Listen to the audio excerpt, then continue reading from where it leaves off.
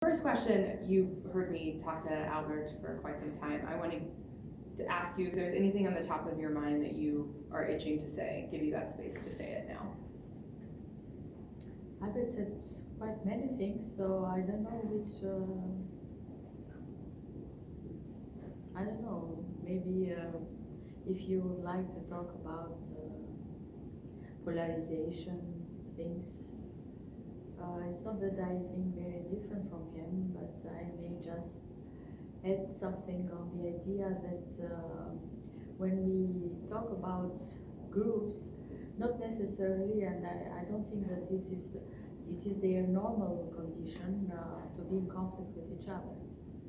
So in the way we reconstruct the way they interact with each other, and not to be theoretical, but there may be friendship or rivalry or conflict. That it depends where you put the accent. So and the way you elaborate the transactions. So are they going in a conflictual way, or you try to get the best for both sides?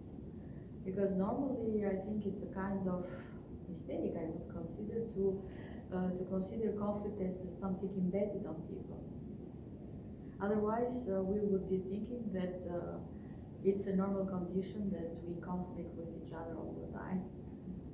And there are examples where even in our daily life that with some people you conflict, but with some you are forever friends and you never get to fight, in the sense that not that you agree on everything, but you find a way to get out without hurting each other. So this idea of embeddedness, of conflict, of hatred, of polarization, I don't find it right. And if we start from this assumption, we can't fight it because it's embedded. But we see a way out because we think it's not embedded. But it depends on the way we interact, and we need to work on the way we interact and try to make them in a way that we do not sort out the worst part of people or groups or even states. Yeah. So you said it is possible that people are friendly and make it through conflict. Okay. Eric. Told you. Good, I like it. You said it's possible that there are ways to get through conflict without becoming radically polarized or hating each other. How does that, if you were to distill the ingredients that are required to make it through, what are they? It's not easy to define the ingredients of that, but we can somehow point to some general things. I haven't been thinking especially at the individual level, but the idea is to balance the interests and the benefits out of the transaction or out of the exchange. That not one side, or at least balance in time, because maybe they can't be balanced in the moment, but in time you make sure that the other also will benefit and you will give up something from that.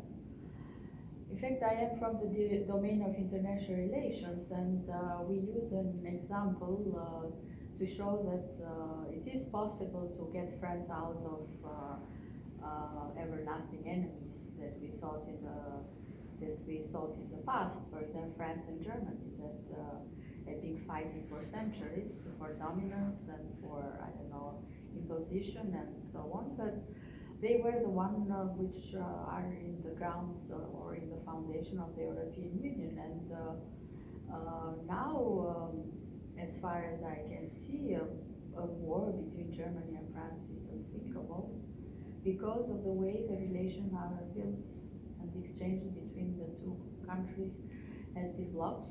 And there are a lot of ingredients, because we talked about ingredients, but it depends from what we are talking. But in general terms, is the balance of interest and benefits, which are not tit for tat. So you give me that, I will give you that, but you have to find things that fit the interest of both sides. That some you can combine material and non-material things because it depends on the priorities of each side. And I'm not going to tell the story of Germany and France how they pacified, but the idea is that, and one of the ingredients is also the intensity. So how many times you repeat it, because it's not just one time thing. Okay, we balance this kind of transaction and we continue on the other transaction with this kind of old pattern that we established. So we have to establish it in a long term and to see that it works and that everybody see that it works and it's possible and it's beneficial to both sides, and then it will be very difficult to go back to where we started, so to the enmity. So there may be other, but I think you need more reflection on other ingredients, and it depends. It's context related, but also issue related, group related. But I think interests. I think people need and interests are at the basis of organizing relations.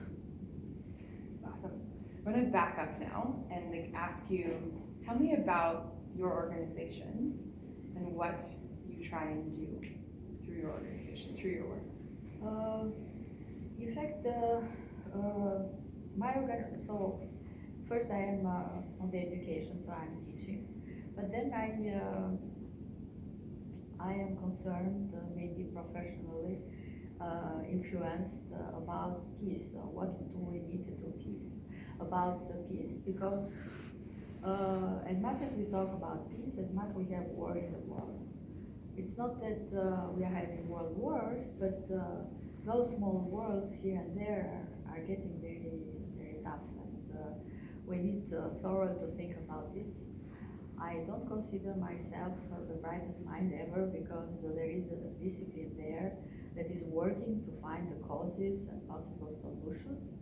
So I'm trying to, I thought that I can give a little contribution and to add to the big pot where everybody is thinking what to do about peace. In fact, the organization work about based on different projects that somehow are individual projects or also group projects, but I may which are related with studying questions of conflict and peacemaking. One of the projects we wanted to make was about teaching peace, in the sense that the idea came about from the reality that in the education, as I was trying to say, we talk very much about wars. First World War, Second World War, Punic Wars, I don't know, wars, starting Peloponnesian War. So we start from antique times until today, and we try to explain the causes and who were the leaders and the great strategists and so on. So somehow this fascinates most of the people, and maybe many are dreaming to be a big commander like Alexander the Great, for example, to conquer the world. But the problem is that we need to think a little bit different, and to start from the promise of peace, not from the promise of war.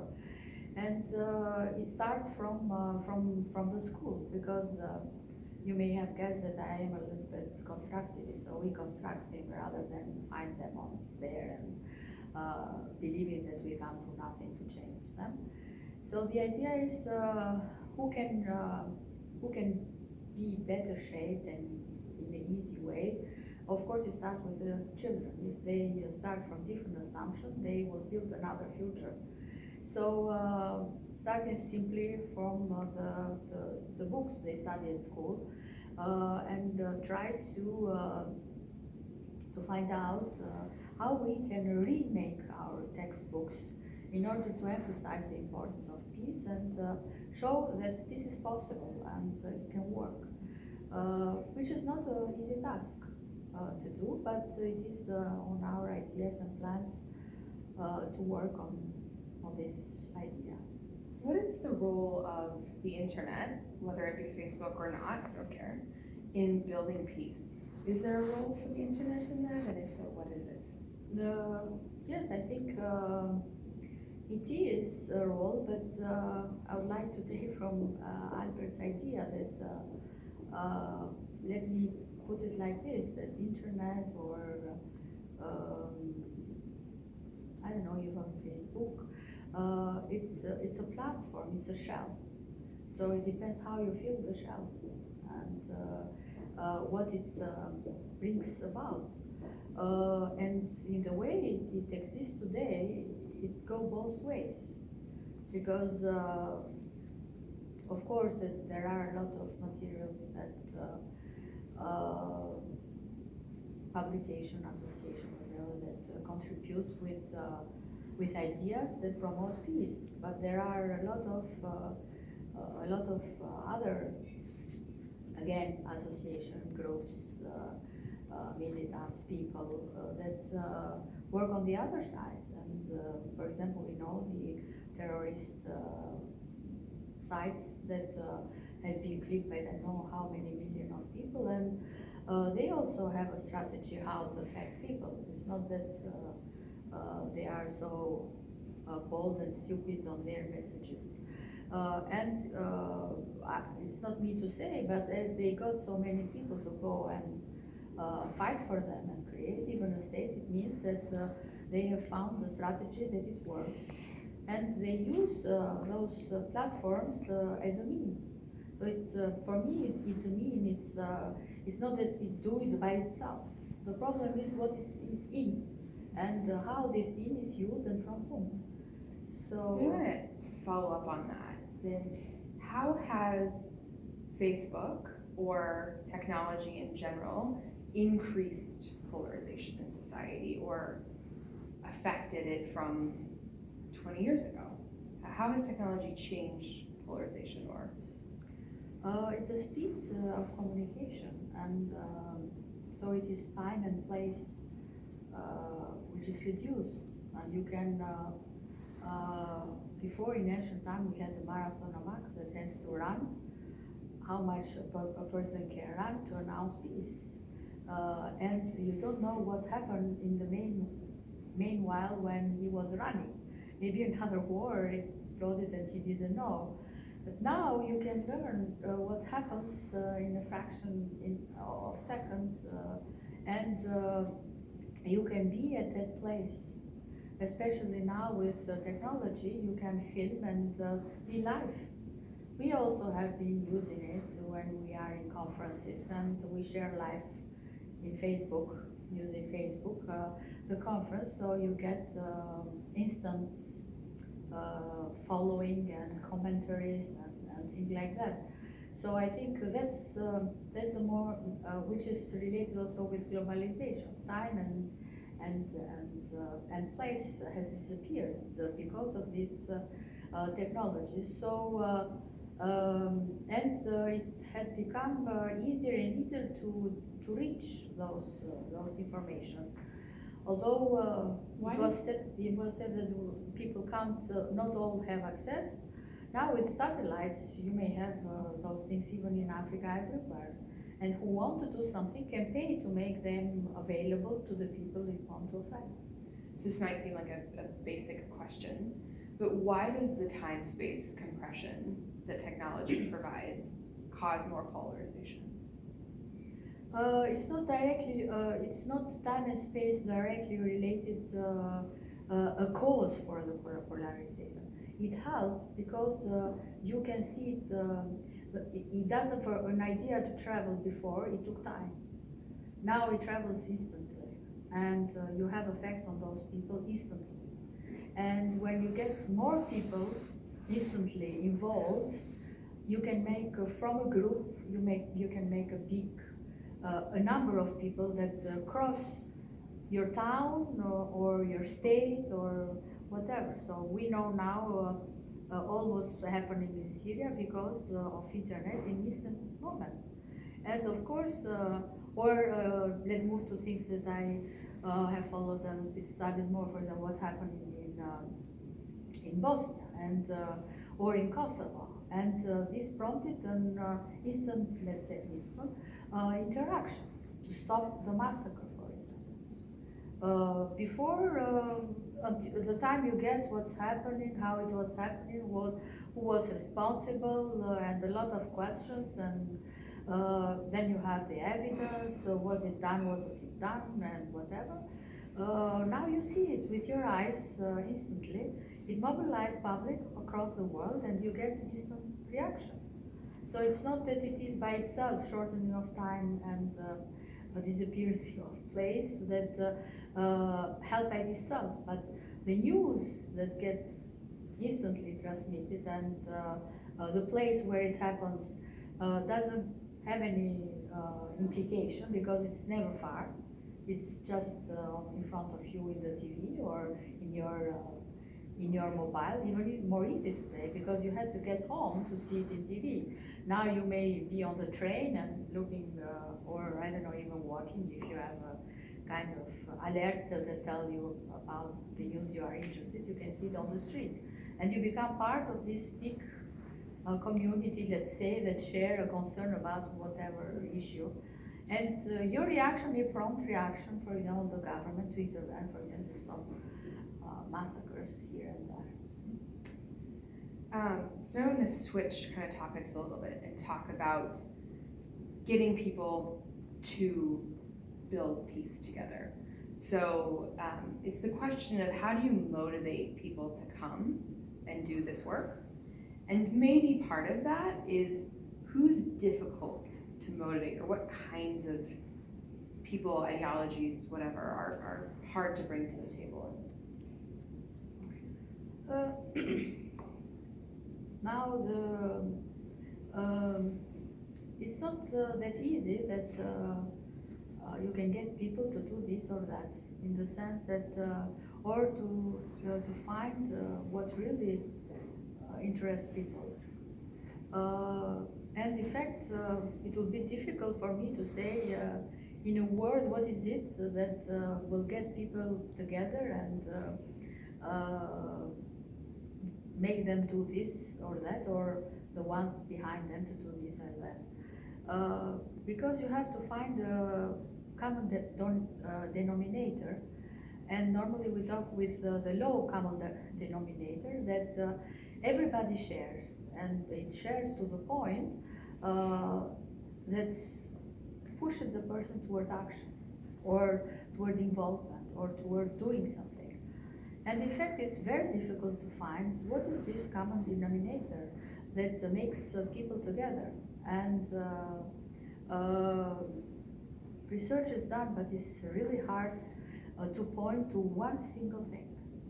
Of course, we say human rights, for example, that we have to fight for human rights because this has to do with human dignity, and everybody has to share, and it should be the common denominator. The problem is that apparently it's not, because already theoretically it's challenged with the Asian rights, which pretend that they are not the same with the human rights as they are well written in the Helsinki Charta. And you have the idea that this is Eurocentric. So the idea that they are good, they work, but they are Eurocentric. They make Europeans or Americans feel well, but the others wouldn't agree. So although we may think that it's such a thing as so good like the human rights, we haven't been able to find a common denominator. But we have found a common denominator, for example, international relations, which is sovereignty. At least every nation agreed that sovereignty should be the principle upon which the world should be organized. Although we have quite a lot of problems with the state the way it is, but we haven't found a common denominator that works better. So from the smallest to the biggest, they would like their sovereignty to be protected, and we have developed everything based on that. So international organizations, everything work based on the sovereignty. And poor those entities that do not have this sovereignty, which have declared independence, but they are not part of international organization because they do not have this principle. And apparently, most of the states wouldn't let it go, in the sense, so why we don't recognize, get it here, let's do some business, whatever. So, but I don't know, as I am not a sociologist or anthropologist, I can give better example from international relations. It's good. The efforts can be done because we should find this universal principle that unify humanity. But I think we are not yet there. Well, much more research is needed on this respect. And I'll close with asking you the same question that I ended with Albert, of if there was anything that, reality of constraints aside, that Facebook could do to help your work or make the world better, what would it be? I don't know, Facebook can do a lot of things, or can do nothing. In the sense that I see Facebook as a platform which gave to the people the opportunity to see their faces all around the world. So from where it got wisely the name. And but how can it shape the ideas, and how can it find solution to the problems we have today? It's a little bit difficult because it has to change its purpose from being a platform which offer opportunity to everybody equally to share their ideas the way they come, to something that maybe get the form of an organization that deal with the different problems that are encountered during the sharing of this information. And I was listening, for example, to one of the participants today that was saying that Facebook should shut down this group, for example, that we report that is sharing information that we don't like or that are creating, I don't know what, XYZ. The problem is that we have resolved these issues differently in our societies. We have a judiciary system that judge upon what is right and is wrong. And if we leave it to reporting of people, for me it's very dangerous, because we know that as human beings we are not only altruistic and looking for the good of the others.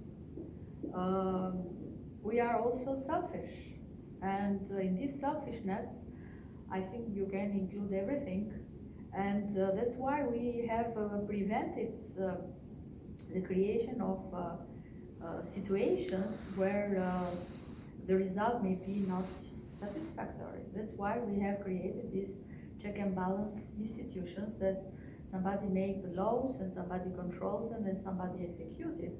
Otherwise, the world we live today wouldn't be the one it is. So I find it a little bit difficult for Facebook to take this job, so being the legislator, the executor, and the judge. Although it may satisfy some people, but you have to gain legitimacy, and I think it will even more harm Facebook, because the ones which would consider it not legitimate, or Facebook has to find a way to legitimate these kind of actions. Because as I was saying also, how we define what is good and is not good. So remembering or trying to forget. And for example, one of the things that is in international relation, I'd like to conclude it, has marked me recently is Rwanda. that have chosen forgottenness, to forget what happened, and they are a miracle of success. Some would say, no, I would like to remember, but I don't think, no, I don't want to say I don't think, but I don't, I have a kind of thinking that I don't know if this is right. So we have to work, and it's not the work of one person or one platform to find what is good or not good. For the moment, we have this division of power that everybody should respect, because we haven't found something better. Rather than making the authoritarian judge upon the denunciation of some groups saying these are bad, we are good, and get entangled on this kind of games. That's it. Thank you so much. I You really are welcome. appreciate